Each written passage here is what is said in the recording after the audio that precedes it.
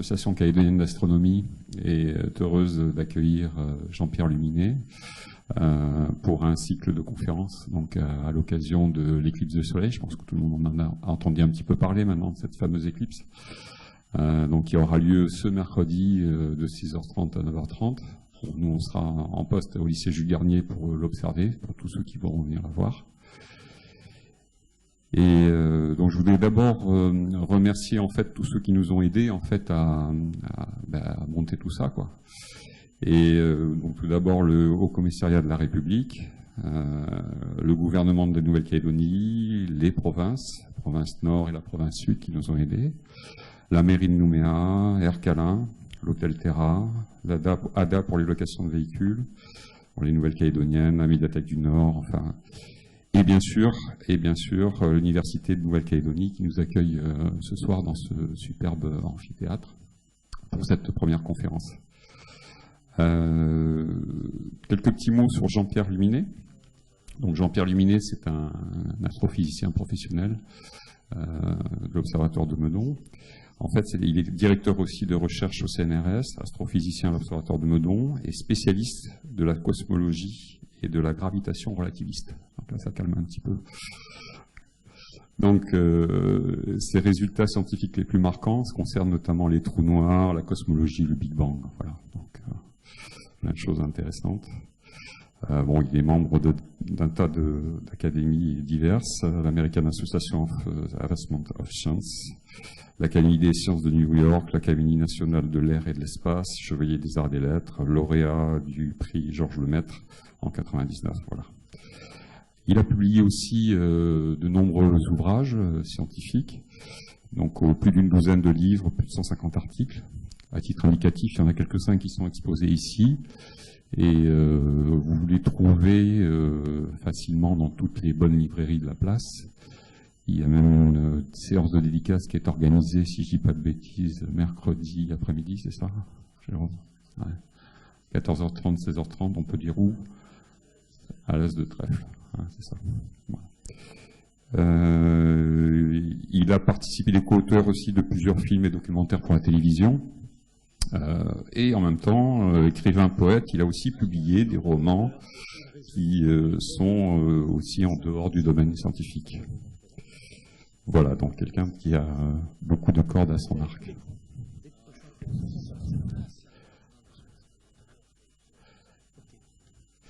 Donc la conférence de ce soir est intitulée Histoire et actualité des éclipses.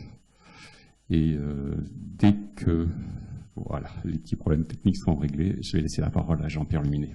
Voilà, bonne soirée à tous.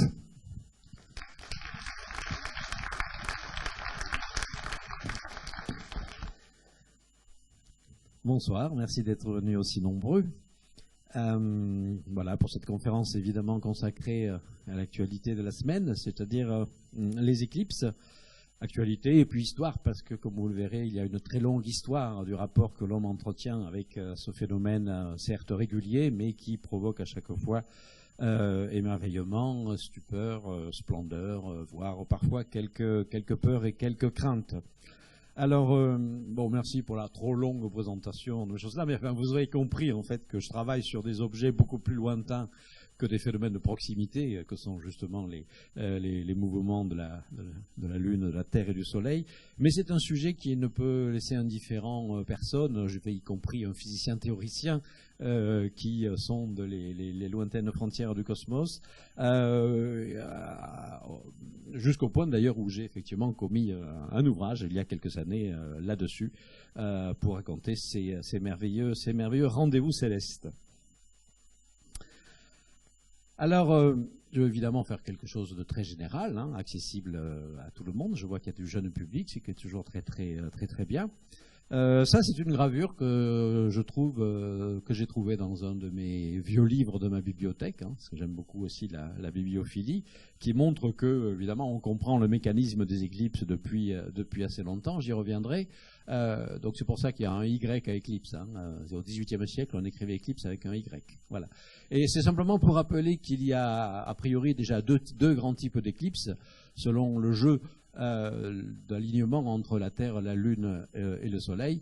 Lorsque c'est la Lune qui s'interpose entre le Soleil et la Terre, on a une éclipse de Soleil, et lorsque c'est la Terre qui s'interpose entre le Soleil et la Lune, on a une éclipse de Lune, puisque cette fois-ci, la Lune passe dans le cône d'ombre de la Terre. Bien. Alors, le mécanisme des éclipses, rappelons-le, hein, c'est donc dû au mouvement de la Lune autour de la Terre, une révolution qui est d'environ un peu moins d'un mois, disons 29 jours. Et donc on a une petite animation très très simpliste. Voilà. Ici on a forcément, voilà, dans le premier cas on avait une éclipse de Soleil. Ici on a une éclipse de Lune puisqu'elle rentre dans le cône d'ombre de la Terre. Et ici on repasse à la configuration de l'éclipse de Soleil. Voilà. Alors, présenté comme ça, c'est évidemment extrêmement simplifié. On pourrait penser que donc il devrait y avoir une éclipse à peu près par mois, à chaque fois que la Lune effectivement fait ce tour-là. Ce n'est pas le cas parce que les plans orbitaux de la Lune autour de la Terre et de la Terre autour du Soleil ne sont pas exactement confondus.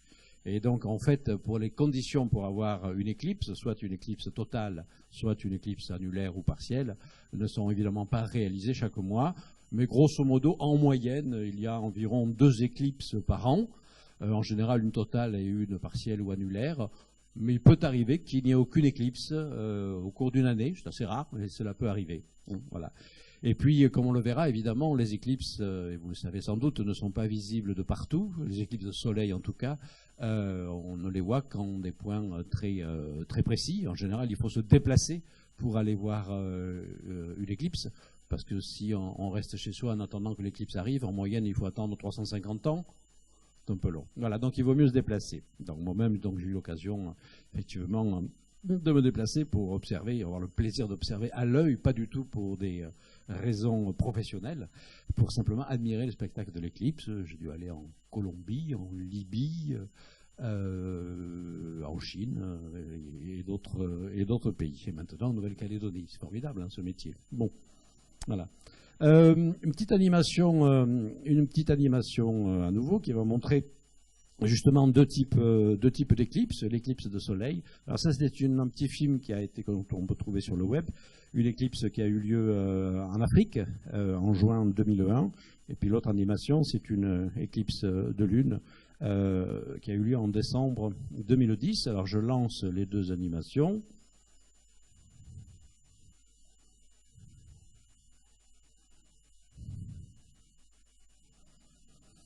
Alors c'est un accéléré évidemment, et donc on voit progressivement à gauche le disque sombre de la Lune mordre sur le disque du Soleil. En réalité, cela dure plusieurs heures, hein, donc c'est évidemment un accéléré. Et voilà, au moment de l'éclipse totale, on voit apparaître ces choses merveilleuses, c'est-à-dire l'atmosphère supérieure du Soleil, la couronne. Je reviendrai évidemment beaucoup plus en détail tout à l'heure sur ces choses-là. Ici, on a l'éclipse de Lune, c'est-à-dire la Lune rentre dans le cône d'ombre de la Terre. Et qu'est-ce que vous voyez? Vous voyez que la Lune se met à rougir. Et au moment de l'éclipse totale de Lune, on a une Lune extrêmement rouge, couleur sang parfois, ce qui peut être assez impressionnant. Et vous le verrez dans l'histoire, ça a suscité effectivement pas mal d'interprétations et de craintes. Alors je parlerai très peu des éclipses de Lune. Hein. Donc ici, simplement, je vous donne l'explication de la Lune rousse, de la Lune rouge. C'est parce que, évidemment, la Lune ne brille pas par elle-même. Bon, on revient à gauche là pour finir le film, donc la Lune quitte le Soleil. La Lune ne brille pas par elle-même, comme vous le savez, elle réfléchit les rayons du Soleil. Lorsqu'elle est dans l'ombre de la Terre, évidemment, elle ne reçoit plus les rayons du Soleil, donc on pourrait penser qu'on ne la voit plus, sauf qu'elle reçoit les rayons réfléchis depuis la Terre. Les rayons que la Terre reçoit du Soleil sont renvoyés dans l'espace, mais simplement ils sont filtrés et ça ne laisse passer que le rouge. Et c'est pour ça que la Lune devient rouge au moment de l'éclipse de Lune. Ensuite, il faut bien se rendre compte qu'on a, nous, terriens, une chance remarquable de pouvoir assister à des éclipses totales de Soleil, parce qu'a priori, on a 2 objets qui ont des tailles complètement différentes et des distances complètement différentes, que sont la Lune et le Soleil, mais par une coïncidence, qui n'est valable d'ailleurs qu'actuellement, enfin sur des échelles, disons, de quelques dizaines de millions d'années, la coïncidence fait que le disque apparent de la Lune est égal au disque apparent du Soleil, à peu près égal, et donc on peut avoir une éclipse totale. Mais on verra également que, comme l'orbite de la Lune n'est pas exactement circulaire autour de la Terre, pour certaines éclipses, la Lune est un tout petit peu plus près, et donc elle ne masque pas totalement le disque du Soleil, et on a ce qu'on appelle une éclipse annulaire, où cette fois-ci, on ne voit pas effectivement la couronne du Soleil, mais on voit le bord du Soleil qui n'est pas occulté, c'est-à-dire un bel anneau brillant. Voilà. Donc la coïncidence, c'est ça, que la Lune est 400 fois plus proche que le Soleil, mais elle est 400 fois plus petite en diamètre, et donc ça fait le même diamètre apparent. Il faut savoir que la Lune s'éloigne lentement de la Terre. On a ce qu'on appelle un laser-lune. Lorsque des astronautes des missions Apollo sont allés sur la Lune, ils ont installé des réflecteurs sur la Lune.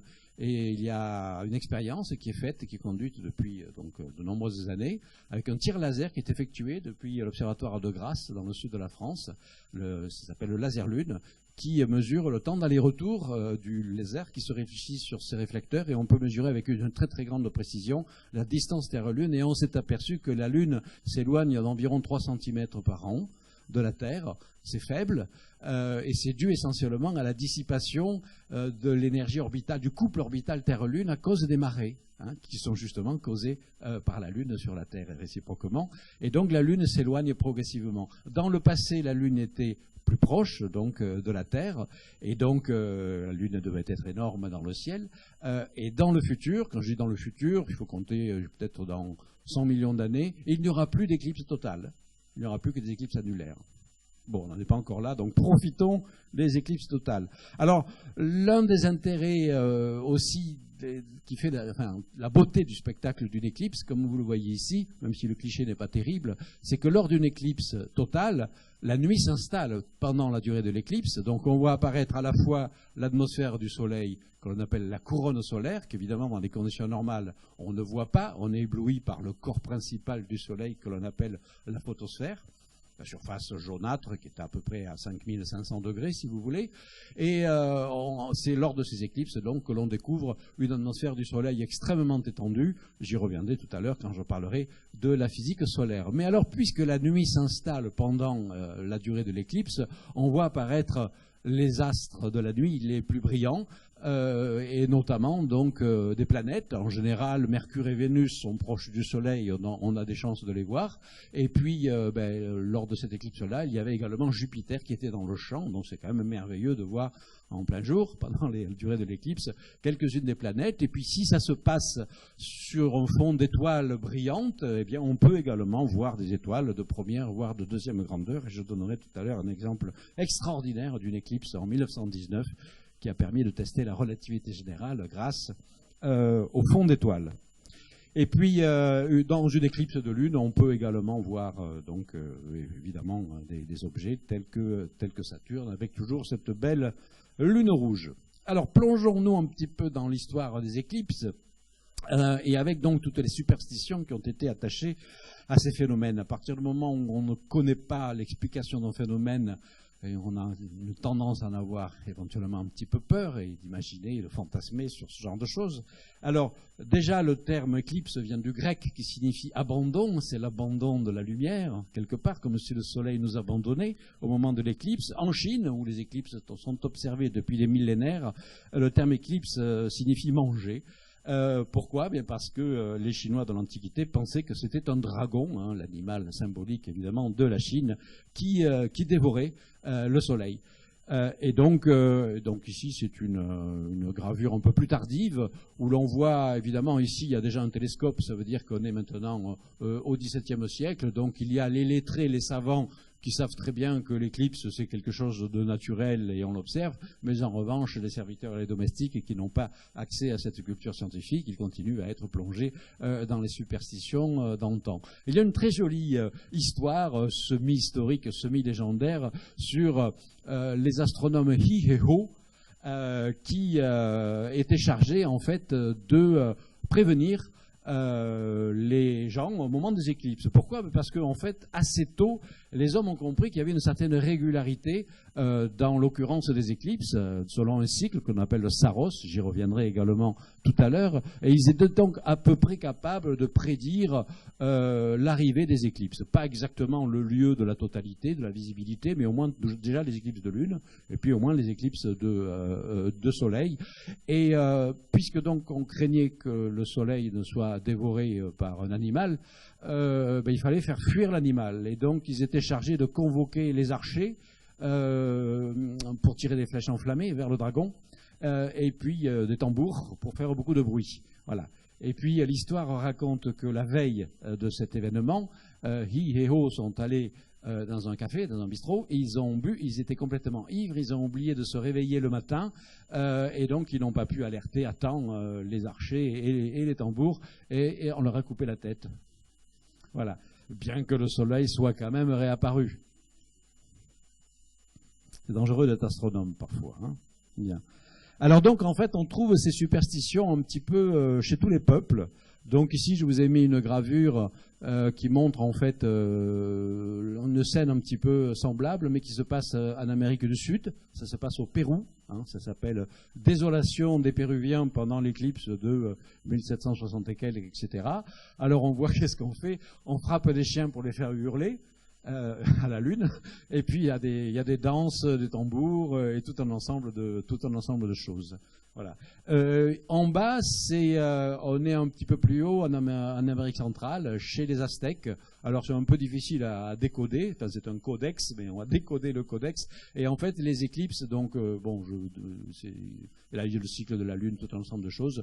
Souvent, les éclipses étaient associées également à des tremblements de terre. On croyait qu'il pouvait y avoir des tremblements de terre dans plusieurs cultures associées. Et là, c'est ce qui est représenté dans l'une de ces scènes-là. Il faut vraiment en croire sur parole parce que c'est quand même un peu compliqué à décoder tout cela. Et puis, voilà, et dans ces cultures, l'animal change. L'animal qui mange le soleil, c'est le jaguar, ça peut être un serpent, etc.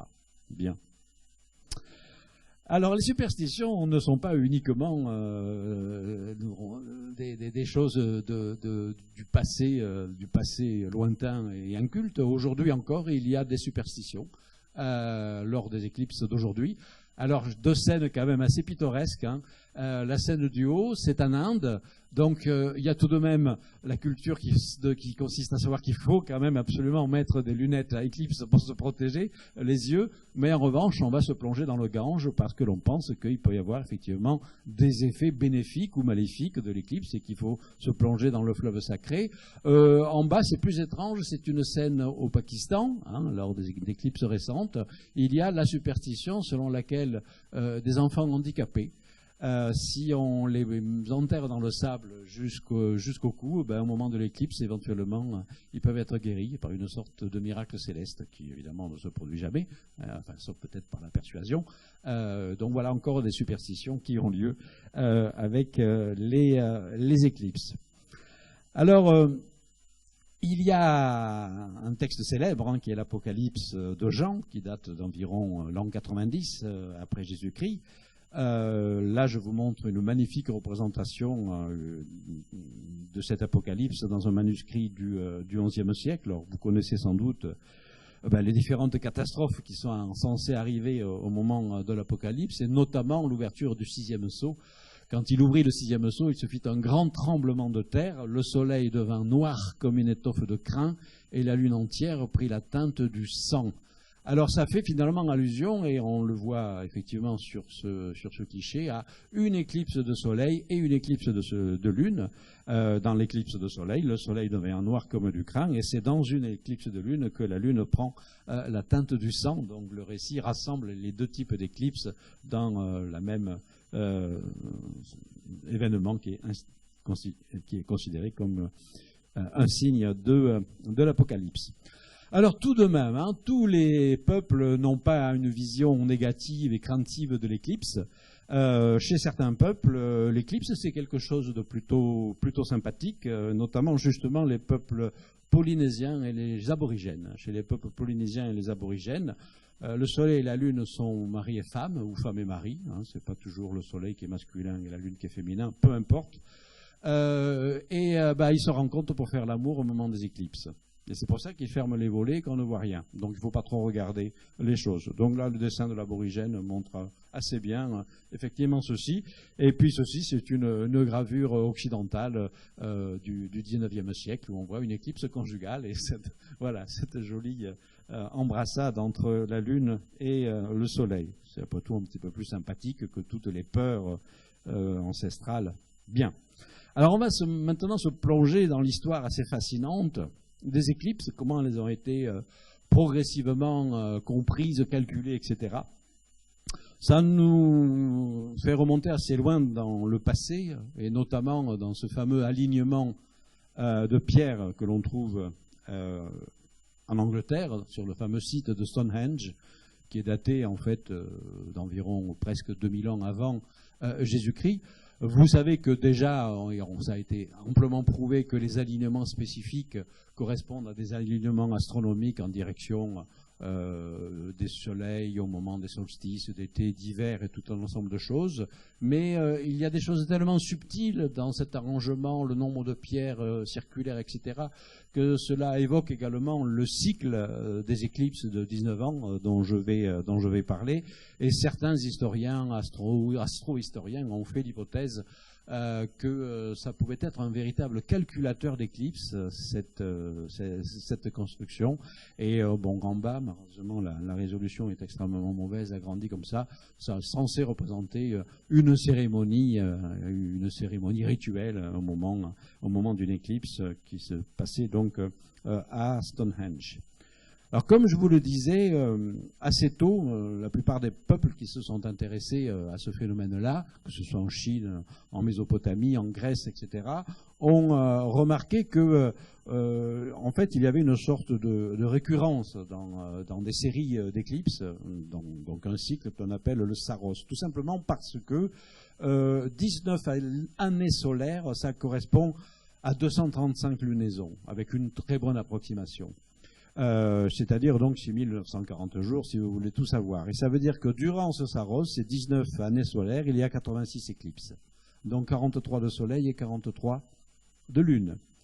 Et au bout de ce cycle-là, eh bien, on a la même récurrence, à nouveau, les éclipses de soleil et les éclipses de lune qui vont se reproduire à peu près aux mêmes périodes de l'année. Et on retrouve cette information, par exemple, sur une tablette babylonienne que vous voyez là, du 5e siècle avant Jésus-Christ, où le Saros est représenté.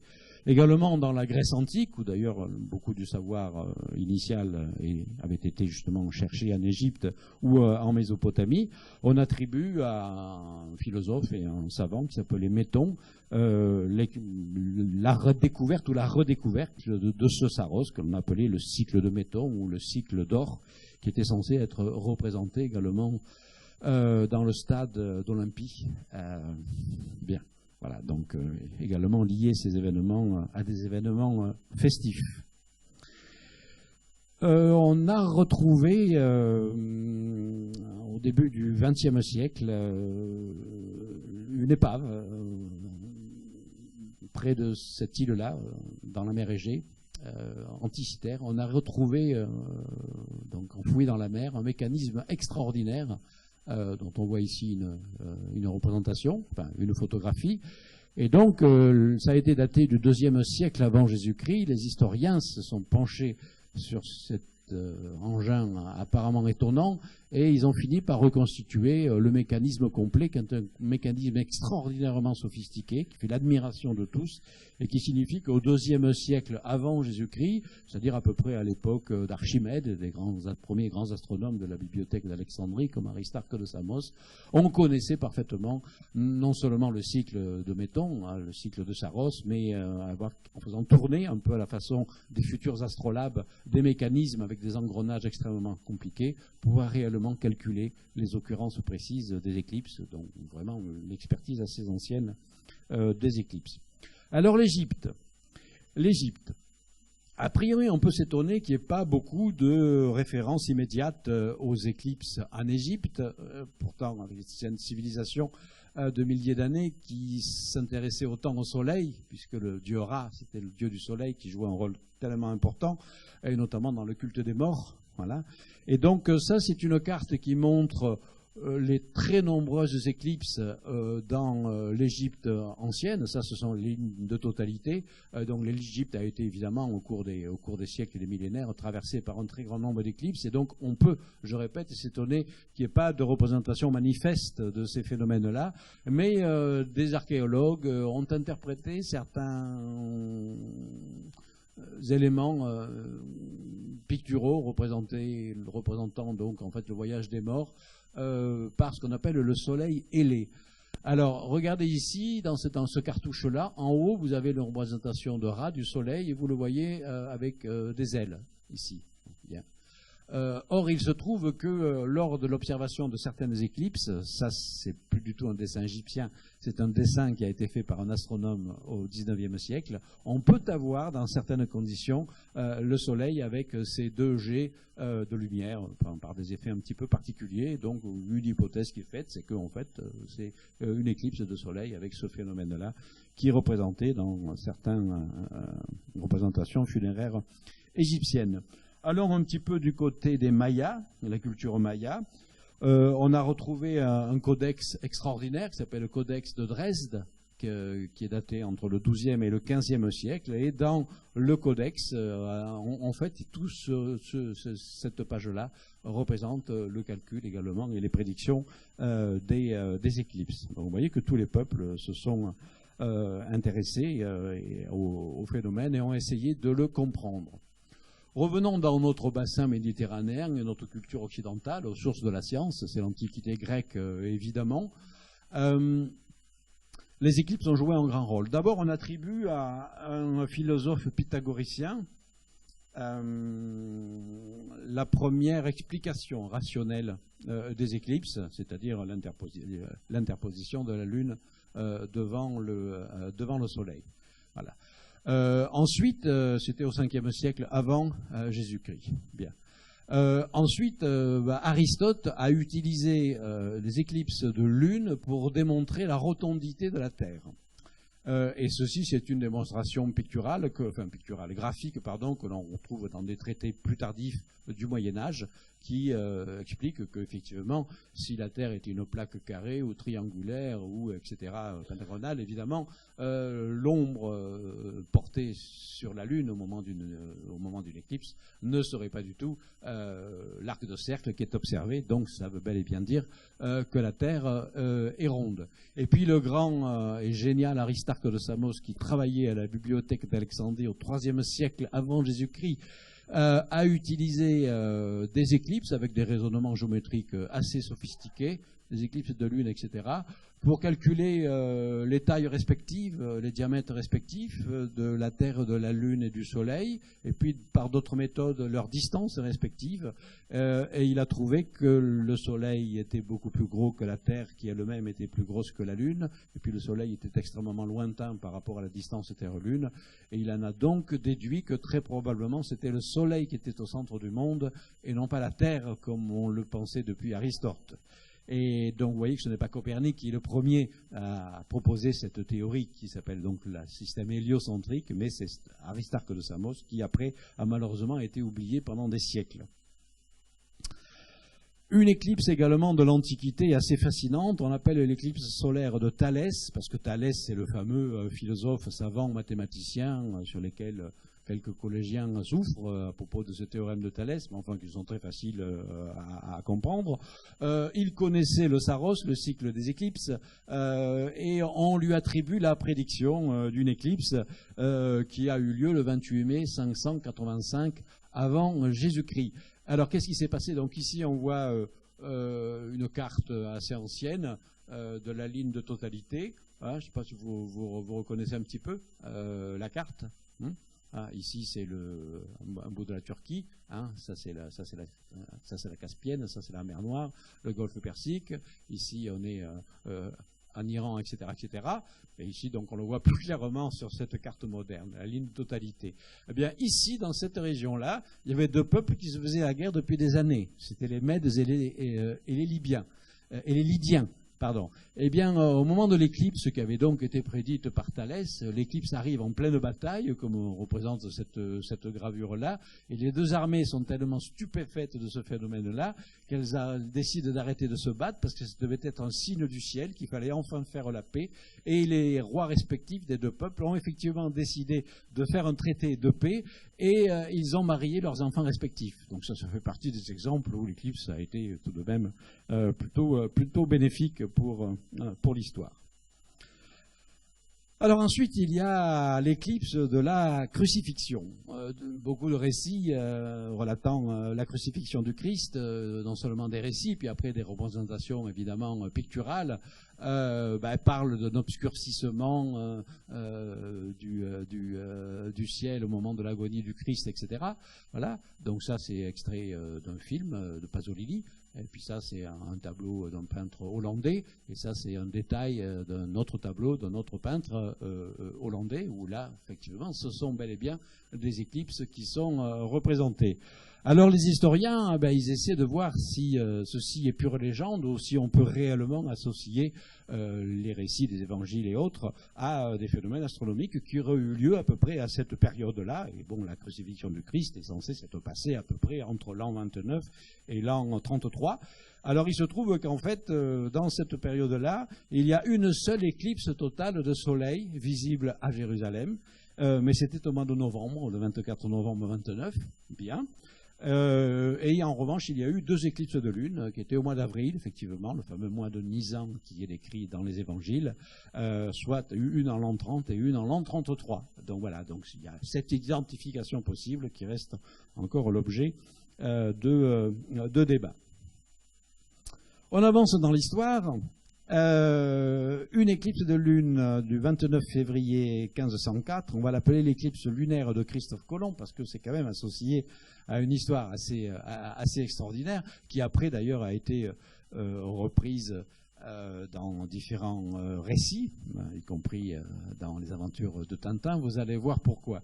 Donc Christophe Colomb, dans l'un de ses voyages, pas le premier, mais dans l'un de ses voyages vers les Indes orientales, c'est-à-dire vers les Amériques, a une sérieuse avarie sur son bateau et il doit faire escale sur l'île de la Jamaïque pour plusieurs mois pour faire des réparations du bateau. Il y a évidemment des peuples indigènes qui vivent là, qui ne sont pas particulièrement hostiles du tout à l'arrivée de ces choses-là. Et donc, d'emblée, il passe des accords pour qu'effectivement, il y ait des échanges de cadeaux, puis surtout des échanges de nourriture, pour que les marins puissent se nourrir. On leur apporte des fruits, des cochons, etc., etc. Et puis, ça dure un peu longtemps, et les marins, au bout de quelques temps, ils vont aller chercher les femmes, et qui ne sont pas nécessairement consentantes, voilà. Et donc, ça commence effectivement à poser quand même de sérieux problèmes, et les indigènes se fâchent terriblement, et ils disent, mais c'est terminé, on n'a plus de relation avec vous, vous êtes des démons, on ne vous apportera plus de nourriture. Alors Christophe Colomb est un petit peu embêté, mais comme tous les grands navigateurs de l'époque, il emportait avec lui des calendriers astronomiques, parce que c'était ça qui permettait de naviguer. Et donc il a emporté notamment un canon d'éclipse qui avait été conçu de son vivant par l'astronome Regiomontanus et qui calculait assez précisément l'occurrence des éclipses de soleil et de lune. Et il se trouve qu'au moment de cette dispute-là, à la fin du mois de février 1504, vous remarquerez d'ailleurs que c'était un jour du bissextile, le 29 février, Christophe Colomb s'aperçoit, en regardant le canon d'éclipse, qu'il allait y avoir une éclipse de lune. Et il a eu une idée absolument diabolique. Il va faire croire donc aux indigènes que c'est le Dieu des chrétiens qui va être en colère et qui va masquer la lune. Alors, donc il convoque le chef. Et le chef, il hausse les épaules, c'est pas possible, c'est pas possible. Et Christophe Colomb calcule bien son coup, il dit, vous allez voir, vous allez voir. Voilà. Et donc, effectivement, la Lune commence à rentrer dans l'ombre de la Terre, donc les peuples commencent à être terrorisés, etc. Et ils commencent à intercéder auprès de Christophe Colomb, qu'est-ce que vous pouvez faire, qu'est-ce que vous pouvez faire? Et Christophe Colomb dit, écoutez, je vais me retirer quelques heures dans ma cabine, je vais converser avec mon Dieu pour savoir s'il peut vous pardonner. Voilà, donc c'est ce qu'il fait. Il calcule exactement le moment où la Lune va ressortir du cône d'ombre de de la terre, et il arrive, ben voilà, on s'est mis d'accord avec Dieu, à condition que vous continuiez à nous fournir de la nourriture et tout ça, eh bien, la Lune peut réapparaître, et c'est ce qui s'est passé. Donc c'est l'utilisation, effectivement, des éclipses pour en obtenir un bénéfice.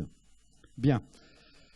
Au XVIe siècle, un astronome pas très connu qui s'appelait Petrus Appianus a écrit un livre absolument prodigieux, d'une grande beauté, même s'il est fondé sur la vieille astronomie de Ptolémée, qui est une astronomie qui ça révélera rapidement inexacte avec la théorie de Copernic, mais malgré tout, ça permet de faire tout de même des calculs et des prédictions astronomiques assez précises. Et dans ces pages de ce livre extraordinaire qui s'appelle L'astronomie de César, alors le César, c'est en fait l'empereur Charles Quint et son frère Ferdinand, dont Petrus Appianus était l'astronome astrologue. Voilà. Et donc il leur dédie ce livre, et notamment des pages consacrées aux éclipses. Et donc ces extraits de ces figures-là sont des figures mobiles en fait. Ouais, c'est fait sur des cartons qui peuvent tourner. Et en tournant les cartons et en lisant les choses sur les graduations et en tirant des fils, on lit des choses. Et ce qu'on lit, par exemple, dans ce diagramme-là, c'est carrément le calcul de la magnitude, de la durée et du début des éclipses sur une période de 14 000 ans, avec une assez bonne précision. Voilà. Et là, pareil, le dragon, c'est toujours associé également aux éclipses, le museau et la queue du dragon pointe sur ce qu'on appelle les nœuds ascendants et descendants de l'orbite de la Lune. C'est justement les moments privilégiés pour qu'on puisse effectivement observer des éclipses de soleil. Et là encore, ça calcule ses positions sur une période de 14 000 ans. Alors après, Petrus Appianus veut faire plaisir à ses souverains en représentant des éclipses de lune, partielles ou totales, qui ont lieu à des dates symboliques. Donc ça, c'est la date de naissance de Charles Quint, ça, c'est de son frère Ferdinand, ça, c'est le couronnement royal, etc. Et donc voilà, c'était l'idée qu'il fallait croire aux souverains que leur date à eux, leur date importante, se manifestait également par des phénomènes célestes. Entendu. Voilà. Il a été très fortement récompensé, d'ailleurs, pour cela. Alors, on avance un petit peu dans l'histoire, et dans la première moitié du XVIIIe siècle, il y a eu 2 éclipses solaires qu'on va appeler européennes, parce que, coup sur coup, en 1715-1724, ce qui est quand même assez rare, coup sur coup, il y a 2 éclipses totales qui passent sur l'Europe. Alors on voit ici donc les cartes de l'époque, hein, évidemment, qui ne sont pas de grande précision, mais c'est quand même pas mal. On voit ici l'éclipse, la ligne de totalité, qui passe, qui frôle la Bretagne, et puis passe surtout en Angleterre. Et puis là, l'éclipse de 1724, qui passe en plein en France, et notamment qui passe en plein sur Paris. Une éclipse donc totale de soleil, qui a suscité beaucoup de choses. Et voici un tableau prodigieux qui se trouve à l'Observatoire de Paris, qui montre un petit peu tous les moyens de l'époque pour observer les éclipses, surtout ce qu'il ne faut pas faire aujourd'hui.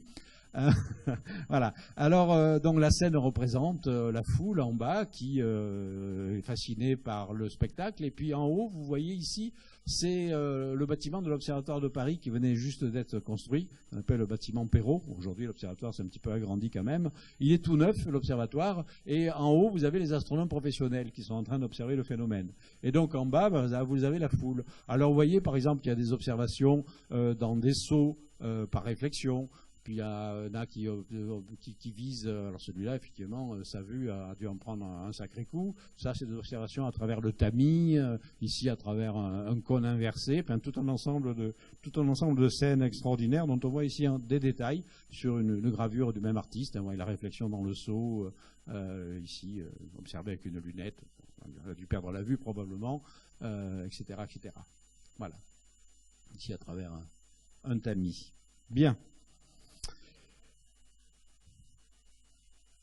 En 1912, il y a eu une autre éclipse parisienne, et j'ai trouvé cette belle page de journal, le petit journal, qui à l'occasion de l'éclipse de 1912 faisait référence à l'éclipse de 1724, parce qu'en fait le jeune Louis XV, le jeune roi, en 1724, avait assisté à l'éclipse, comme le montre cette gravure-là, et là ce sont deux scènes, deux photographies de l'éclipse de 1912 avec les Parisiens qui regardent l'éclipse tout de même avec certains avec des verres fumés, ce qui n'est pas terrible non plus, et c'est quelques-uns avec des choses un petit peu plus efficaces. Le 25 juillet 1748, une éclipse également, à nouveau, qui passe sur l'Europe. Alors pourquoi je vous montre ça? Parce que, c'est parce que c'est une éclipse, c'est le moment où la mécanique céleste, développée essentiellement grâce à Newton et puis à ses suivants, les géniaux astronomes mathématiciens du siècle des Lumières, commencent réellement à calculer avec une très très grande précision cette fois-ci les lieux de visibilité des éclipses. Et donc il y avait un mathématicien de génie qui s'appelait Léonard Euler, vous en avez peut-être entendu parler, on lui doit ces cartes-là, donc il a calculé avant le trajet précis, c'est-à-dire la ligne de totalité de l'éclipse. Et ici, un petit peu comme si on pensait, on allait dans l'espace et qu'on regardait de loin l'ombre de la Lune qui bouge et qui va donc passer sur la Terre, on voit ici effectivement l'ombre de la Lune calculée par Euler au cours de l'évolution de l'éclipse. Voilà. Donc c'est cette ombre de la Lune avec la zone centrale qui va correspondre à une zone de totalité et puis des zones périphériques qui vont correspondre à des visions partielles seulement de l'éclipse qui sont calculées. Je crois que j'ai omis de le dire, mais la visibilité d'une éclipse totale se déroule le long de ce qu'on appelle donc une ligne de totalité qui fait quelques milliers de kilomètres de long en général et qui ne fait que 200 à 300 kilomètres de large. C'est la raison pour laquelle effectivement pour avoir une chance de voir une éclipse totale, il faut en général se déplacer sur la ligne de totalité pour aller la voir. Et puis tout à l'heure, évidemment, je vous parlerai de l'éclipse de mercredi, où on est malheureusement très légèrement décalé par rapport à la ligne de totalité. Voilà. Alors, quand même, pour vous montrer maintenant la précision extraordinaire de la mécanique céleste acquise au siècle des Lumières, voici maintenant le calcul donné par un logiciel d'astronomie extrêmement sophistiqué pour cette éclipse du 25 juillet 1748. C'est exactement, la position est exactement celle qui est calculée par Euler, mais lui, évidemment, il avait tout calculé à la main après des mois et des mois de calculs compliqués. Aujourd'hui, on a des logiciels qui font ça, évidemment, en une poignée de secondes. Les éclipses de la seconde moitié du XIXe siècle commencent réellement à permettre de faire une nouvelle de la science, enfin à développer une connaissance en astronomie sur le Soleil, c'est-à-dire c'est le début de ce qu'on peut appeler la compréhension de la physique solaire. Puisque donc, comme on l'a déjà vu, au moment d'une éclipse, on s'aperçoit que le Soleil a une atmosphère. Voilà. Et une atmosphère assez étonnante, assez turbulente. Tout d'abord, donc tout ça, c'est une série de dessins qui ont été faits. Donc c'est juste avant l'apparition de la photographie astronomique et des dessins d'une assez grande précision qui ont été faits lors d'une éclipse qui était essentiellement visible en Espagne. Alors qu'est-ce que l'on voit? Eh bien, ici on voit simplement effectivement la couronne solaire. Alors il faut savoir que la couronne solaire, c'est la haute atmosphère supérieure du Soleil, et je vous ai dit tout à l'heure que la surface du Soleil, qui correspond donc à la photosphère jaune, est à peu près à 5500 degrés. Or, la température de la couronne est de plusieurs millions de degrés. Et c'est un très vaste problème, un très grand problème de la physique solaire, c'est d'expliquer pourquoi l'atmosphère du Soleil est si chaude, qu'est-ce qui chauffe en fait l'atmosphère du Soleil.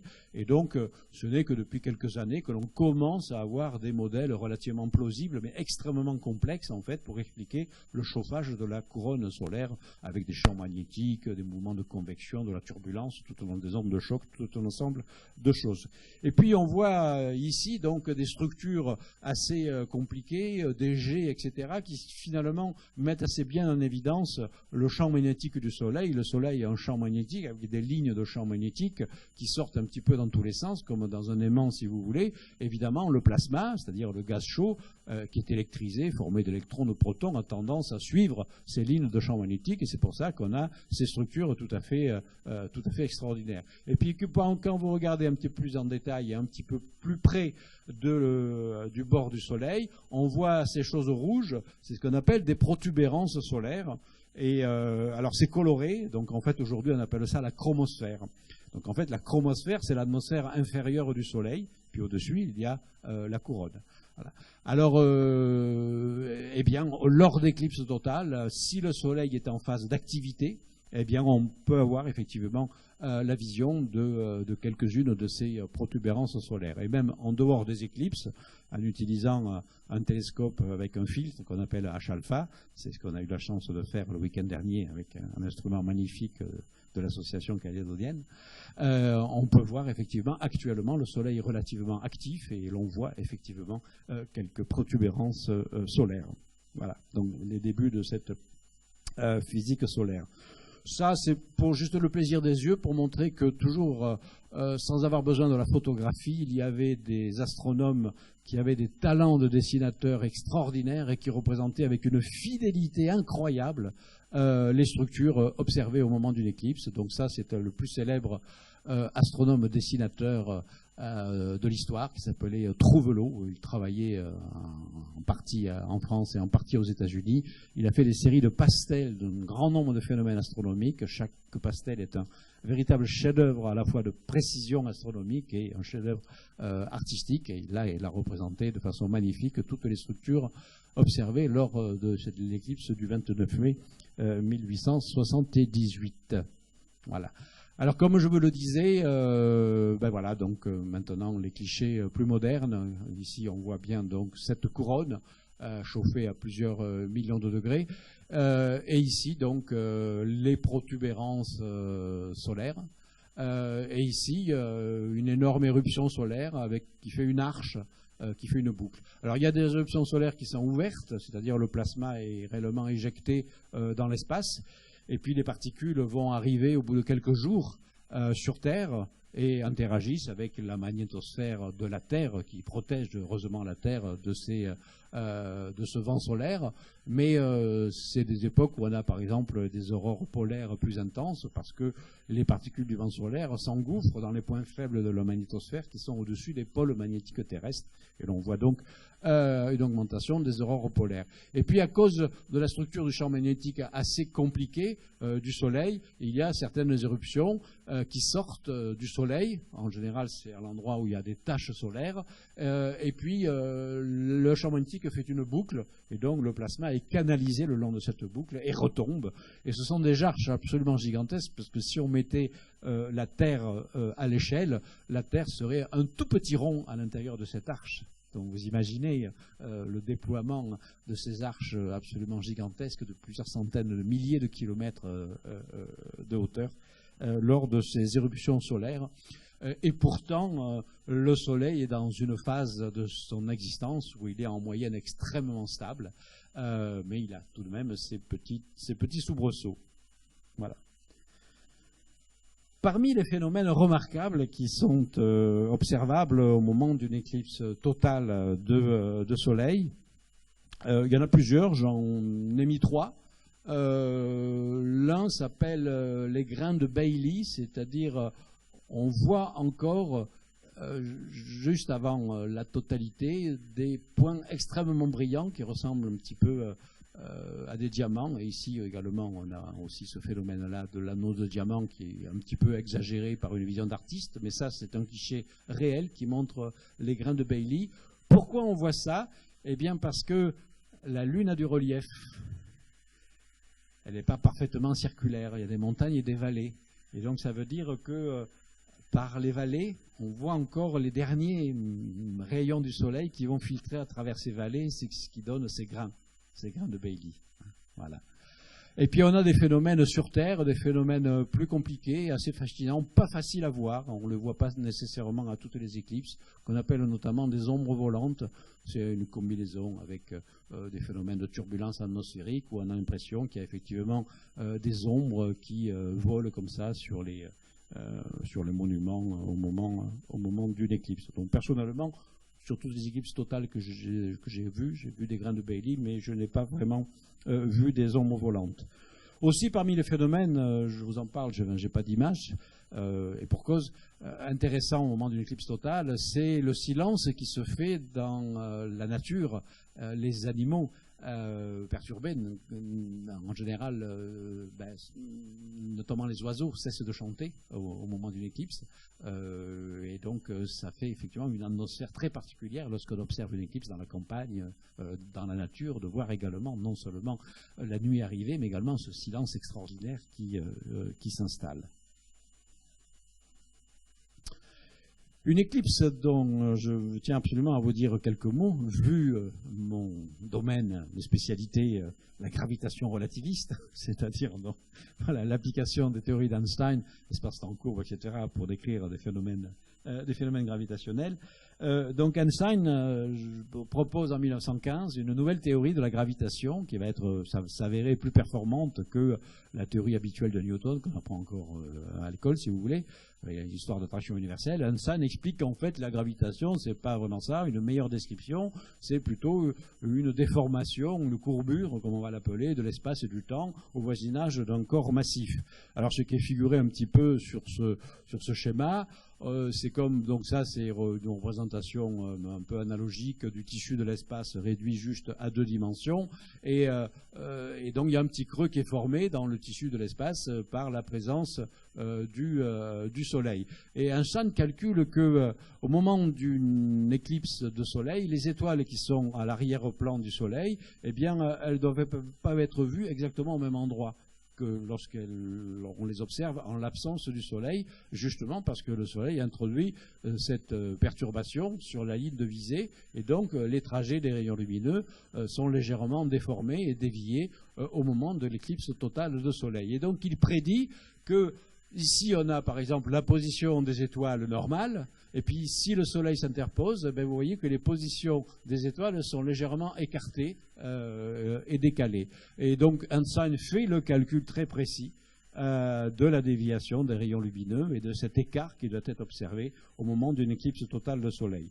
Par chance, 3 ans plus tard, 3 ans après que sa théorie soit proposée, il y a une éclipse totale de Soleil, le 29 février 1919, qui a cette ligne donc de totalité, et les Britanniques organisent une expédition d'observation, en fait 2 missions d'observation, l'une qui va observer au Brésil, à Sobral, et l'autre qui va l'observer sur l'île de Principe, au large de la Guinée. Et l'un des grands organisateurs, c'est ce bonhomme-là qui s'appelle Arthur Eddington, qui était le plus célèbre astronome de l'époque, et on le voit ici discuter avec Einstein. Et donc ici, c'est représenté à nouveau métaphoriquement l'idée de la déviation du rayon lumineux de l'étoile située à l'arrière-plan.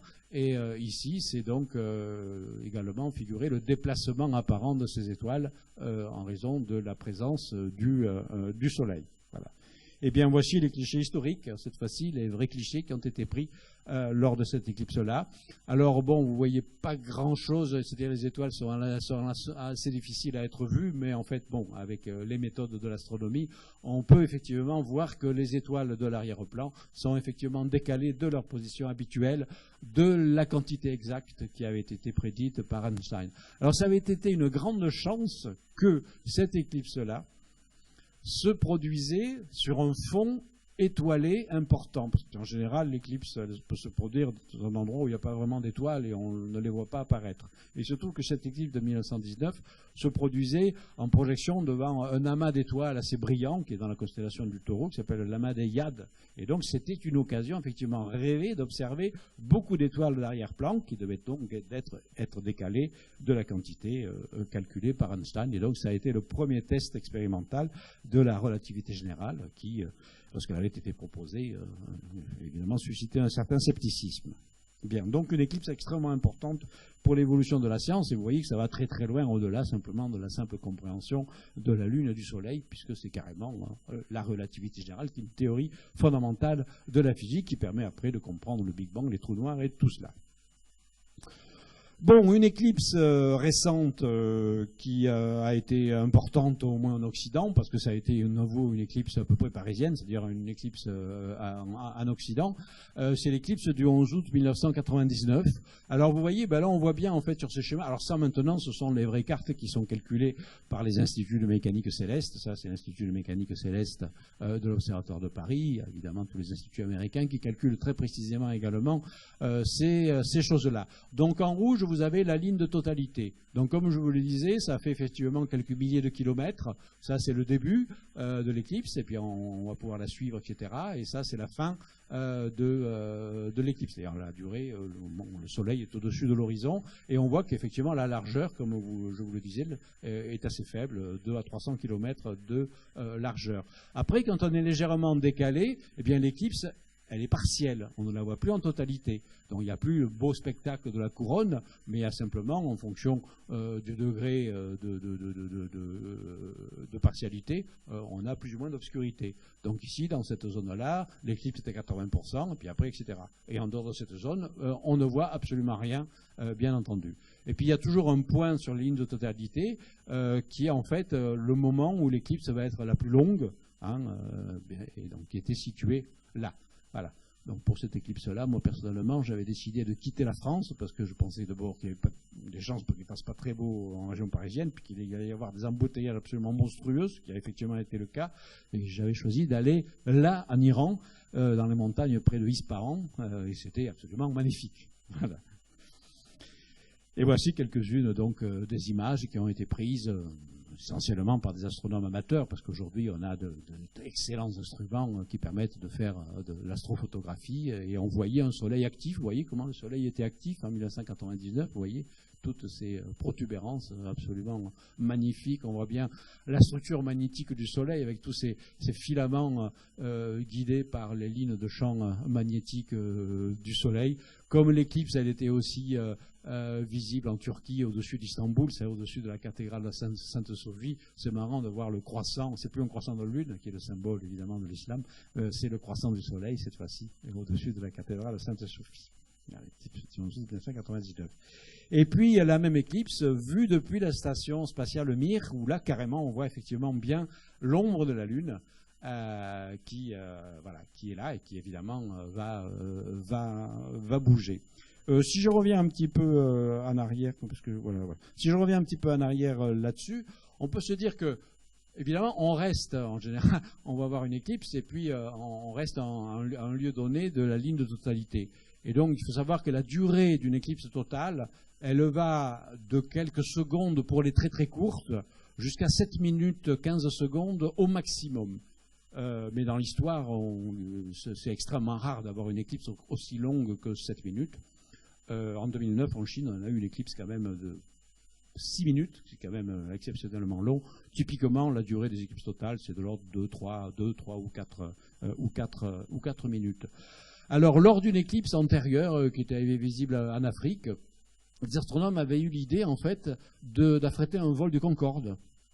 Et qu'est-ce qu'a fait le Concorde? Il a suivi la ligne de totalité, et ce qui a permis de suivre l'éclipse pendant plusieurs heures, au lieu simplement de rester au même endroit et de ne voir que quelques minutes d'éclipse. Bien. Alors maintenant, un peu de prospective, actualité des éclipses maintenant. Alors voici les cartes que l'on peut trouver, soit sur Internet, soit dans un de mes livres sur les éclipses, etc., qui montrent entre 2001 et 2020 les éclipses de soleil. Voilà. Alors, là, on a ce que je vais marquer ici. Voilà. Hein, on est ici, et ça, c'est bel et bien l'éclipse, effectivement, du 13 novembre 2012. C'est marqué 13 novembre, mais pas 14, parce que c'est la date du méridien de Greenwich. C'est génial, on a quand même une éclipse qui commence le 14 novembre et qui se termine le 13. Fabuleux, hein, c'est une éclipse qui remonte le passé, tout simplement, évidemment, parce qu'on traverse la ligne de changement d'heure. Hein, voilà. Donc la ligne de totalité, le lieu du maximum sera en plein océan Pacifique. De toute façon, je vais revenir plus précisément sur cette éclipse-là. Hein. Donc, vous voyez quelques-unes des éclipses solaires. Quand c'est foncé, c'est total, et quand c'est clair, c'est annulaire. Voilà. Alors il y en a assez souvent qui sont évidemment dans des lieux assez hostiles, hein, en Antarctique, au nord, etc., etc. Voilà. Les précautions qu'on a sans cesse répétées dans nos émissions de radio, de télévision, avec l'association d'astronomie, etc., les précautions à prendre, évidemment. Danger, danger, danger de regarder une éclipse sans une protection extrêmement importante, qui sont donc des lunettes spéciales éclipse. Donc aussi bien pour une éclipse annulaire, etc., etc. Voilà. Et ce n'est que si l'éclipse est totale, absolument totale, que pendant les quelques minutes que va durer l'éclipse totale, on peut regarder l'éclipse sans danger. C'est assez amusant de voir qu'il peut arriver que, bon, on prévient tellement les personnes qu'il faut mettre les lunettes à éclipse, il arrive que les personnes oublient d'enlever les lunettes au moment de l'éclipse totale, et après ils sont déçus parce qu'ils ne voient plus rien. Donc il faut quand même enlever les lunettes pour voir l'éclipse totale. Voilà. Ça, j'ai trouvé. En fait, il y a eu une éclipse partielle qui a été observée donc en Nouvelle-Calédonie le 22 juillet 2009, et j'ai trouvé cette image-là. Donc, oui, qu'elle était quand même très partielle, hein, parce que là, c'est loin d'être à 90% comme l'éclipse de mercredi prochain. Elle a été observée à Lifou, hein, par un astronome calédonien. Voilà. Et avant de venir donc précisément reparler précisément des éclipses calédoniennes, je voudrais juste mentionner que, en fait, les éclipses, c'est jamais autre chose que le passage d'un astre devant un autre. Et donc, en fait, dans l'univers, il y a une quantité de phénomènes qu'on appelle plutôt en fait des occultations, où on a des astres qui passent devant d'autres astres. Alors, je donne deux exemples, mais il y en a beaucoup d'autres. Un exemple qui va peut-être, j'espère vous dire quelque chose, c'est le passage de Vénus, qu'on appelle un transit, le transit de Vénus, devant le disque du Soleil, parce qu'il se trouve que le 3 juin dernier, il y a eu un transit de Vénus qui était visible dans cette région-là, et bon, je crus comprendre qu'en Nouvelle-Calédonie, le temps n'était pas génial, mais en tout cas, donc, si on avait enlevé les nuages, on aurait vu ceci, c'est-à-dire donc, effectivement, c'est quoi? C'est une petite éclipse.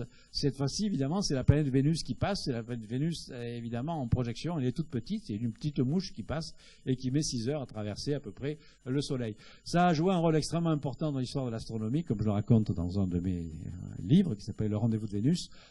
Au XVIIIe siècle, en plein siècle des Lumières, il y a eu des expéditions astronomiques aux quatre coins de la planète pour observer les passages de Vénus devant le Soleil, pour chronométrer les durées, positionner les cordes tracées en fonction de la latitude et la longitude terrestre, et on a calculé pour la première fois la distance entre la Terre et le Soleil grâce à ces transits de Vénus.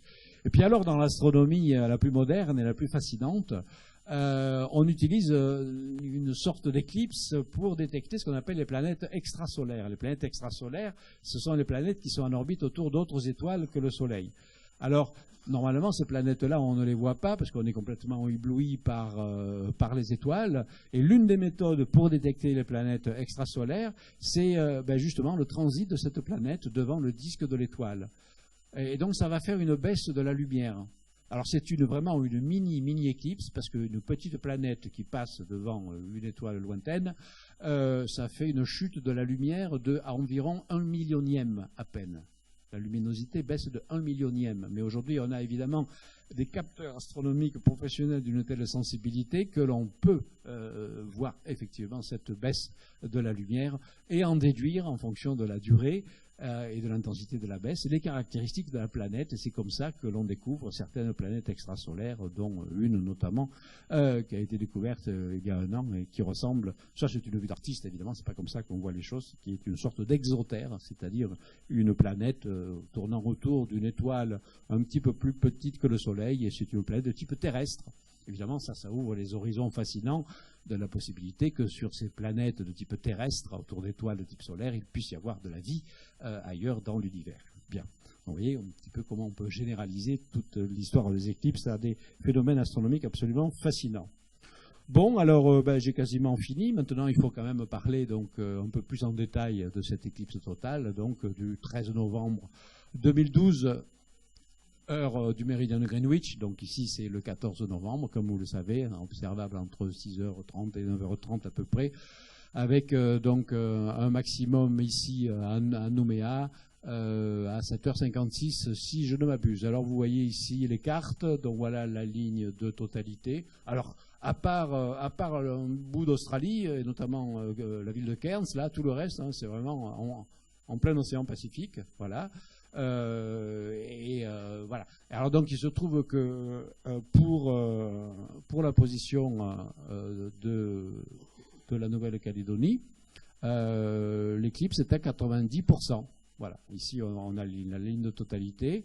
Ici c'est la ligne jusqu'à 80%. Et donc ici on est à 90% à Nouméa. Puis au nord de l'île c'est un tout petit peu moins, 84%. Voilà. Donc ça veut dire que vous ne verrez pas la couronne solaire. Vous ne verrez pas la nuit apparaître en plein jour, vous ne verrez pas d'étoiles, vous ne verrez pas les planètes autour du Soleil, mais bien équipé donc de ces lunettes solaires, vous verrez tout de même, effectivement, au moment de la totalité, vous verrez un dixième à peine du Soleil, c'est-à-dire parce que 90% du Soleil sera occulté par le disque sombre de la Lune. Voilà. Et donc le phénomène va durer 2 à 3 heures. Et c'est à 7h56 que ce sera vraiment occulté à 90%. Voilà. Sinon, sans les lunettes, et sans regarder spécialement, parce qu'il ne faut pas regarder absolument, évidemment, le soleil sans les lunettes, qu'est-ce qui se passera? Eh bien, une baisse de la lumière, mais pas énorme, parce que le soleil il est incroyablement brillant, et même quand on l'occulte à 90%, il continue à éclairer pas mal. Donc c'est un petit peu comme si un gros nuage noir passait devant le soleil, donc il n'y a pas du tout d'obscurité, etc. Hein, voilà. Bien. Donc c'est cette éclipse-là que vous allez observer mercredi. Alors maintenant, si vous allez voir, du coup ça vous intéresse, ça vous motive pour aller observer d'autres éclipses, j'en ai trouvé 2 ici, dans un futur proche, qui passent pas trop loin. Alors c'est pas exactement hein, sur la Nouvelle-Calédonie, mais la Nouvelle-Calédonie reste quand même dans la zone de partialité. Mais je vous ai dit, finalement, il faut quand même au moins une fois dans sa vie aller voir une éclipse totale. Donc là, ça vaut le coup, c'est pas trop loin. Hein. Vous pouvez aller un coup en Australie pour l'éclipse du 10 mai de l'année prochaine. C'est une éclipse annulaire, simplement. Hein. Donc ce ne sera pas une éclipse totale. Et puis si vous êtes un peu plus patient, vous attendez 2016. Et le 9 mars 2016, il y aura une éclipse totale, cette fois-ci, avec une durée quand même de 4 minutes 9 secondes. Et là, il faudra aller à Bornéo, à Sumatra, etc., etc. Bon, c'est pas trop loin. Hein. Et ça vaut vraiment la peine. Voilà. Pour les futurs. Alors maintenant, quand est-ce qu'il va y avoir vraiment une éclipse en Nouvelle-Calédonie? Vraiment, sans avoir besoin de se déplacer. Alors, ben, ça c'est pour les plus jeunes je parle, voilà. La prochaine, c'est en 2052.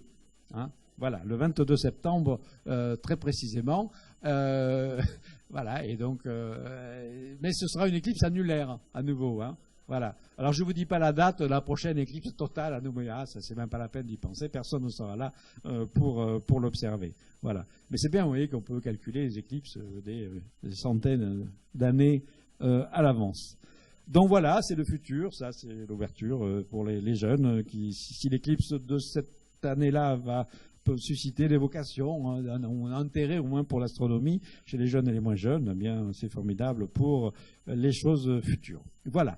Bon, j'aurais pu parler des heures, comme vous le devinez, il y a tellement d'histoires extraordinaires à raconter. Je peux répondre évidemment volontiers à quelques-unes de vos questions. Je vais m'arrêter là en n'oubliant pas les remerciements. Remerciements donc à l'association calédonienne d'astronomie avec les sites web et l'adresse Facebook. Voilà. Je crois que des instruments, alors je ne sais pas si les conditions dehors se prêtent pas, mais à chaque fois qu'on se déplace avec l'association, là, on a des voitures absolument remplies d'instruments, etc., etc. Et puis pour l'instant, depuis 6 jours que je suis là, il y a eu juste une opportunité à Pointe-Imier où pendant 1 heure, il a fait soleil, donc on a pu voir un petit peu le soleil. Mais voilà, si jamais ça s'est dégagé pendant que je parle, c'est possible, hein, parce que le climat change très rapidement ici, j'ai remarqué, bien on peut y avoir une observation après la conférence. Voilà. Et puis il faut remercier donc les partenaires qui ont permis tout un ensemble de choses, et notamment ma venue en Nouvelle-Calédonie, merveilleux accueil de partout, faire organiser des conférences et tout ça. Et donc ce sont toutes ces voilà, ces entreprises qui ont permis tout cela. Je me permets, à titre un peu plus égoïste, de vous signaler une séance de dédicace de certains de mes livres, pas tous, mais un bon nombre quand même, qui aura lieu donc mercredi à la librairie de l'As de Trèfle en début d'après-midi, et je dédicacerai avec plaisir les ouvrages sur toute une série donc de sujets sur plein d'aspects différents de l'astronomie. Voilà, j'espère que j'ai pu vous intéresser. Je répondrai volontiers à vos questions. Merci.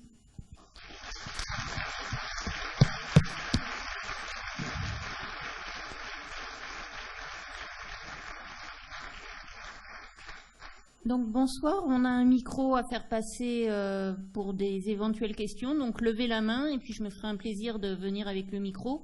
Et en fin de séance de questions, je pense que l'un d'entre nous ira faire un petit tour dehors, comme le fait le président de l'association, et on vous dira en fin de séance de questions si on est capable de faire une observation ou pas. Voilà, je vous laisse lever le doigt pour les questions éventuelles.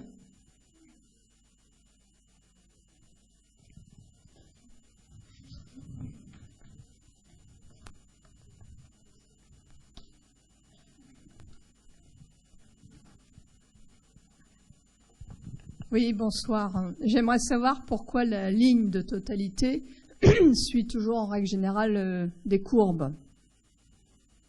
Pourquoi elle est en forme de courbe?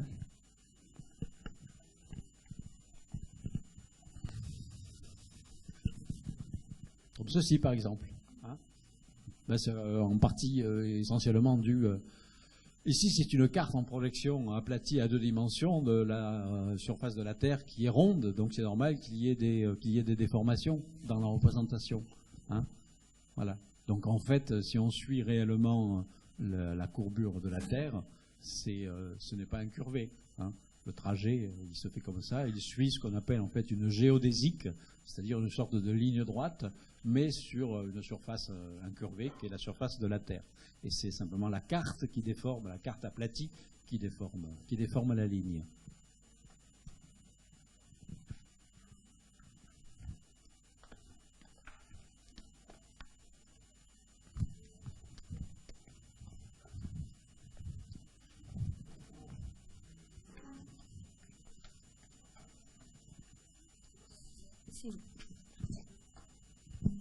Merci, bonsoir. Vous nous avez dit que dans l'Antiquité, apparemment il y a très longtemps, la récurrence des éclipses avait été, bon, sinon calculée, du moins bien remarquée. Estimé, oui. Alors, je me pose la question, moi, de savoir comment cette récurrence a pu être remarquée, alors qu'en fait, ça ne se passe quasiment jamais 2 fois au même endroit, dans un laps de temps relativement court. C'est une excellente question, surtout pour les éclipses de soleil, la ligne de totalité. En revanche, les éclipses de lune, et j'ai peut-être, effectivement, je crois que j'ai omis de le dire, les éclipses de lune, elles sont visibles lorsqu'elles se produisent sur quasiment l'hémisphère tout entier de la Terre qui fait face à la Lune. Donc en fait, c'est surtout des observations des éclipses de lune qui sont étant visibles au même endroit et régulièrement. 43 éclipses de lune sur une période de 19 ans. Vous imaginez en plus les traditions de ces cultures-là accumuler des observations pendant des siècles et des siècles. Et donc il y avait un corpus d'observations suffisant pour déjà déduire la durée d'un saros avec des éclipses de lune. Alors après, effectivement, les éclipses de soleil, c'est moins évident, mais sur des périodes finalement de plusieurs siècles, et peut-être même de plusieurs millénaires pour la Chine et pour la Mésopotamie, eh bien, également, les éclipses de soleil avaient également été estimées dans leur occurrence. Mais alors, là où effectivement, vous avez bien raison de remarquer ça, en revanche, on pouvait savoir qu'il y aurait une éclipse de soleil, mais le lieu précis de l'observation totale, ça c'était beaucoup plus difficile à estimer. Et c'est la raison pour laquelle il a fallu grosso modo attendre le développement de la mécanique céleste avec les calculs de Euler que j'ai montrés au XVIIIe siècle pour être vraiment certain de calculer à l'avance la ligne de totalité. J'ai envie de vous raconter quelque chose, parce que je vous ai parlé tout à l'heure de l'éclipse de Thalès, de 585 avant Jésus-Christ. Puis j'ai mis une date extrêmement précise sur cette éclipse-là. Alors pourquoi? Parce que on a des annales historiques, hein, c'est raconté par Thucydide, par Hérodote, etc., qui racontent un petit peu cette chose-là. Ils ne donnent pas, évidemment, ils ne donnent pas la date du 28 mai 585 avant Jésus-Christ, évidemment. Voilà, mais c'est par de recoupements historiques que l'on a une idée d'une date relativement approximative et du lieu de l'observabilité, puisque donc c'est décrit à tel endroit. Alors maintenant, on utilise aujourd'hui une reconstitution en arrière de l'éclipse avec un logiciel d'astronomie, puisqu'on a des logiciels astronomiques qui permettent de calculer les configurations célestes sur des milliers d'années. Voilà.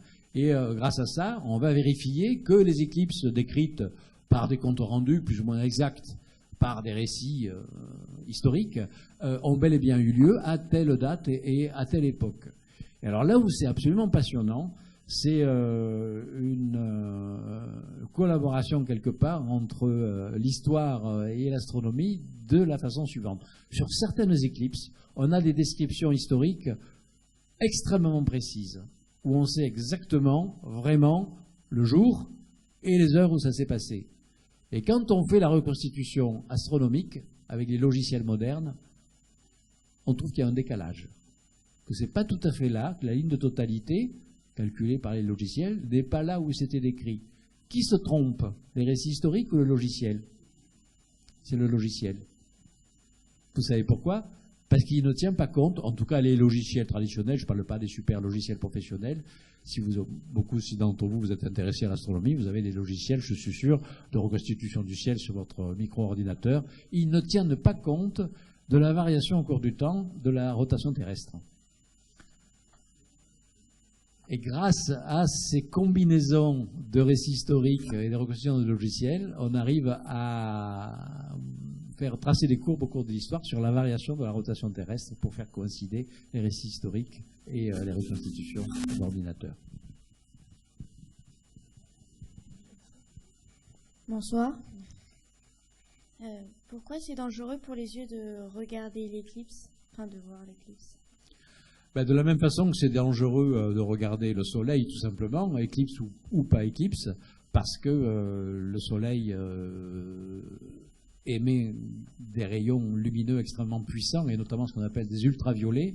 Ultraviolets, c'est ce qui nous fait bronzer. Si on reste un peu trop longtemps, on attrape des coups de soleil. Mais surtout, les cellules de la rétine, à l'arrière de notre œil, sont infiniment plus sensibles que notre peau, et elles sont détruites très rapidement si on regarde le soleil. Voilà. Et pendant une éclipse, tant que le soleil n'est pas complètement obscurci par l'éclipse, tant qu'il reste un tout petit bout de soleil, eh bien les rayons ultraviolets passent. Et donc c'est pour ça qu'il ne faut pas la regarder sans une protection extrêmement efficace. Sinon, effectivement, on a des problèmes ophtalmologiques très sérieux. On peut même devenir aveugle. Donc c'est réellement quelque chose d'extrêmement sérieux. Il faut faire très attention. Et comme justement l'éclipse de mercredi prochain, malheureusement, n'est pas totale ici, elle n'est que partielle, même à 90%, il restera un bout de soleil. Et ce bout de soleil-là, si vous le regardez sans protection, vous aurez des problèmes terribles aux yeux. Donc oubliez également les verres fumés, les plaques radio, enfin tout un ensemble de choses qui, dans le passé, certaines personnes utilisaient, etc. Il n'y a réellement que les lunettes spéciales et pas d'empilement de lunettes de soleil l'une devant l'autre. Tout ça est totalement inefficace parce que tout simplement ça laisse passer les ultraviolets, et donc il faut effectivement éliminer l'essentiel de la lumière avec ces lunettes à éclipse, ou à la limite, que je trouve, je crois, en pharmacie et chez les opticiens. C'est pas cher, genre 200 francs, quelque chose comme ça. Ça vaut le coup pour se protéger les yeux. Et à la limite, si vous avez un masque de soudeur, vous pouvez à la limite utiliser le petit verre d'un masque de soudeur. Grade 14.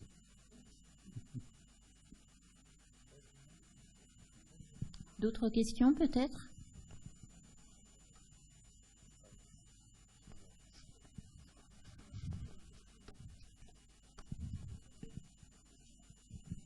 Bonsoir à tous, bonsoir monsieur. Vous nous avez parlé des éclipses vues depuis la Terre, mais est-ce que ce serait envisageable de voir une éclipse, par exemple, depuis un autre astre comme la Lune? Une éclipse de Soleil? Alors, depuis la Lune, il n'y aurait pas malheureusement la coïncidence entre le diamètre apparent de la Terre et le diamètre apparent du Soleil. Donc, le Soleil pourrait être masqué par la Terre, mais avec un diamètre apparent de la Terre beaucoup plus gros que celui du Soleil. Donc on n'aurait pas ce beau phénomène de couronne solaire.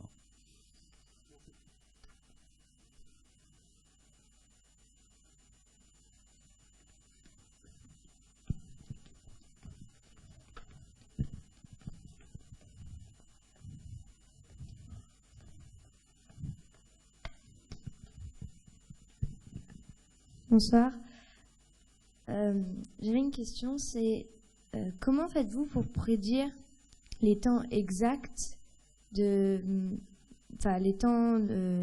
durée d'éclipse? La durée, le début, la fin, la durée exacte, à la seconde position, près. Oui.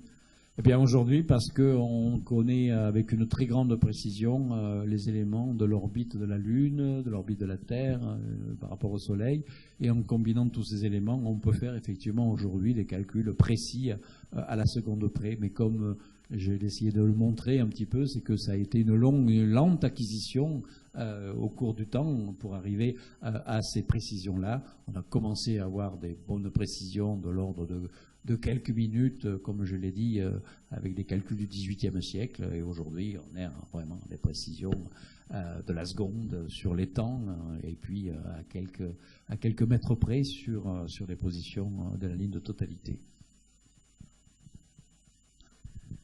Oui, bonsoir.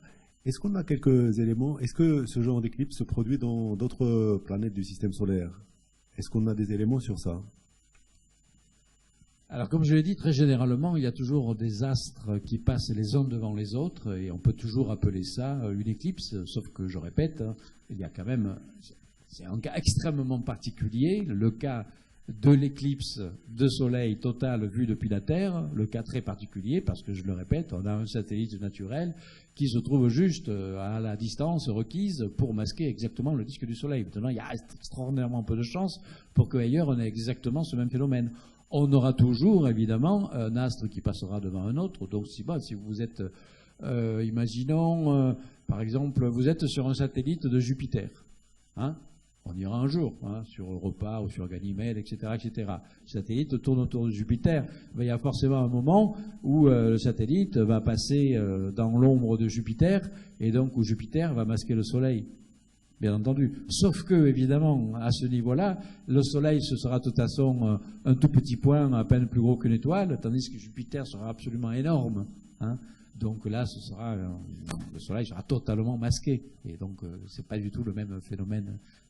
La beauté visuelle de l'éclipse terrestre, c'est un privilège que l'on a sur Terre. Et encore, comme je l'ai dit tout à l'heure, ce privilège cessera un jour lorsque la Lune se sera éloignée et il n'y aura plus d'éclipse totale. Oui. Voilà. Je suis le vieux de l'Association calédonienne d'astronomie. Et je peux signaler qu'on a eu, c'était pas visible ici, une éclipse de soleil qui, au lieu d'aller d'ouest en est, allait d'est en ouest. C'est-à-dire que l'ombre de la Lune passait par-dessus le pôle nord et atteignait la Terre de l'autre côté. Et moi, je ne me suis pas déplacé pour aller voir ça, oui. Mais ça s'est produit au moins une fois. Oui. Parce qu'on voit par exemple, voilà, on voit sur ce genre de choses-là que lorsqu'on a des éclipses dans des latitudes, sur des latitudes extrêmement élevées, vers le sud ou vers le nord, on peut avoir effectivement ce phénomène d'inversion. Bonsoir, je profite d'avoir à nouveau cette carte. Y a-t-il des lieux sur Terre où on ne voit jamais d'éclipse de soleil et d'autres où on en voit davantage par rapport à... Oui. Sur les très longues périodes de temps, statistiquement, il n'y a pas de lieu particulièrement privilégié. Maintenant, il y a des périodes de temps où, effectivement, on a des occurrences d'éclipses dans des régions pas très éloignées l'une de l'autre, sur des périodes assez proches. Par exemple, j'ai montré les éclipses européennes en 1715 et 1724. Bon, voilà. Et alors là, actuellement, l'Australie a quand même pas mal de chance, hein, puisque là, vous voyez qu'entre 2001 et 2020, il y en a 3 qui passent en Australie, et puis... attendez. Ah oui, non, alors je ne les ai pas montrés. Mais en fait, dans un des livres sur les éclipses, enfin, il n'est pas là, peu importe, on a mis les cartes jusqu'en 2060. Et également, il y a encore plein d'éclipses qui passent en Australie. Donc les Australiens sont plutôt vernis en ce moment pour voir des éclipses. Mais bon, c'est un petit peu le hasard des choses. Je profite d'avoir le micro pour poser une question. J'étais à Paris en 99, donc même sans être dans la bande de totalité, on avait clairement baisse de la lumière, oui. entendu la baisse de la lumière. Enfin, on avait vu la baisse de la lumière et entendu les oiseaux s'arrêter de chanter. Mercredi, donc à 90%, est-ce qu'on peut s'attendre au même phénomène? Probablement oui, parce que je pense qu'à Paris, bon, moi j'étais en Iran, mais je pense qu'à Paris c'était à 90% à peu près aussi, très probablement, hein, parce que c'était vraiment pas loin de la ligne de totalité. Peut-être un peu plus quand même, hein. Oui, Paris, donc ça passait à Amiens, donc quand même, non, la distance était plus courte, donc c'était peut-être à 97% à Paris. Donc là, je ne peux pas savoir. Personnellement, je n'ai jamais assisté à d'éclipse à 90%, et donc je ne peux pas vous dire si les oiseaux vont s'arrêter de chanter. A priori, je ne pense pas trop. Hein. Puis je pense que la baisse de la lumière ne va pas être assez importante. Hein. En ce moment, je vois bien, il y a de gros nuages noirs qui passent tout le temps. Moi, je suis venu en Nouvelle-Calédonie pour prendre le soleil, et pour l'instant, je n'en ai pas eu beaucoup. Il y a des gros nuages noirs qui passent, et les oiseaux continuent à chanter. Oui, je me souviens plus de la date exacte, mais il y a 15 ou 20 ans, on a eu une éclipse pas totale, mais une bonne 90 ou un truc comme ça. Et j'ai eu le privilège de voir les ombres volantes. Ah, vous avez vu les ombres volantes? Oui, j'ai vu les ombres volantes. Très bien. Alors, on dirait, on voit des ombres qui courent par terre, comme ça, on dirait que c'est des choses qui vont vous taper dans les jambes. Et vous avez l'impression que ça va... Oui, et ça, j'ai vu une seule fois. Oui. Là, vous avez de la chance, parce que c'est pas si facile que ça à voir.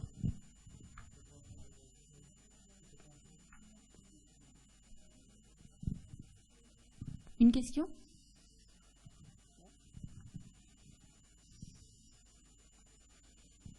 Eh bien, donc, rendez-vous mercredi matin. Les instruments, l'éclipse sera visible évidemment n'importe où, hein, avec les lunettes, etc. Mais il y aura des instruments de l'association d'astronomie qui seront installés au lycée Jules Garnier.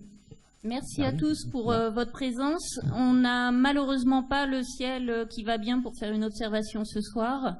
Donc rendez-vous mercredi matin à Jules Garnier pour faire de l'observation solaire et puis bonne observation à tous. Et à mercredi.